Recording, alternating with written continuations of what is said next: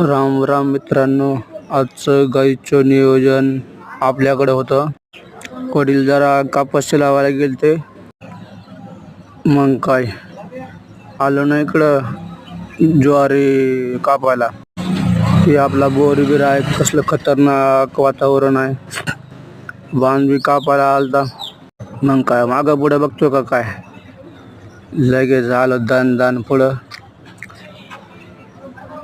हे बघा मस्त आलो आणि लगेच काम चालू केलं. इकडं तिकडं बघतो, वेळा काय सापडणं. नंतर मला आपणच ठेवल्या समोर, मस्त कापून आणलं.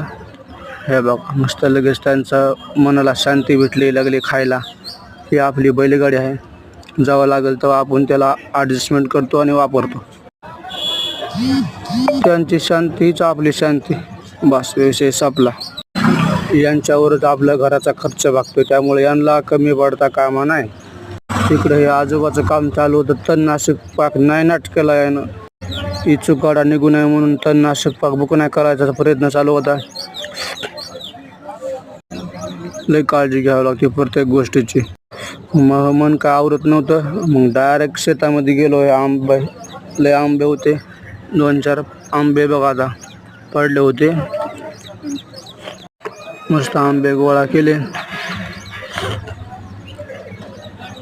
ते बघा इथे दिसले तुम्हाला आंबे, हे खाल्लेलं होतं पाखरानं. 2-4 आंबे मात्र होते, हे एक गोळा केलं. रमला आता भागलं. ताजा आंबा बघा कसलं खतरनाक आहे. ते मस्त आणलं आणि लगेच दुसऱ्या आंब्याखाली पण आलो. ते चुलत्याचा पोरगा आपल्या, ते बी आंबे बघू राहिलं. त्याला आंबा धुवायला पाणी पाहिजे होतं, मग त्यांनी पाणी घेऊन राहिलं. त्याला तरी काढून, ते बारका असल्यामुळे पाणी काय घेता येत नव्हतं. त्याला माहीत नाही मी व्हिडिओ काढतोय म्हणून. मला तेवढीच आठवण लहानपणाची. आणि हे बी इकडं त्याचा भाव आहे, माझा पण भाव आहे, चुलत भाव आहे. हे बी इकडं आंबा खाऊ राहिलं होतं, त्याचा बी एक व्हिडिओ काढलं. नंतर डायरेक्ट खाली आपल्या इकडं नारळीकडं त्याकडे गेलो मी.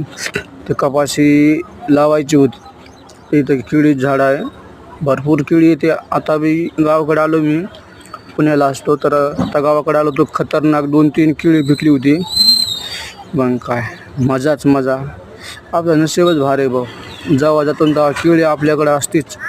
हे आपला डॉगेज भाव आहे. नारळ आणली होती, नारळीची लगेच स्टाईलमध्ये कापलं. कुत्रा बघतोय काय म्हणत असं, काय करत असं. नाही मस्त नारळ खाल्ली आणि यांचं बी नियोजन केलं. गाई बी धुवून काढल्या.